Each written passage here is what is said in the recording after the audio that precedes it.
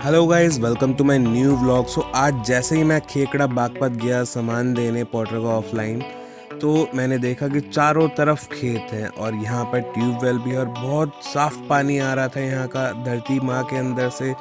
तो मैंने यहाँ का पानी पिया और मुंह भी धोया। उसके बाद आंटियाँ जो सामान रखी थी इनके सर पे मैंने सारा सामान रखवाया। फिर मेरे को दिखा गोभी का खेत। जैसे ही मैं गोभी के खेत को देख रहा था, आंटी ने पूछा कि लेनी है। मैंने बोला हाँ दे दो, अगर आप दे सकते हो तो उन्होंने मुझे 2 गोभी के फूल दे दिए। वो मैं लेके घर आ गया।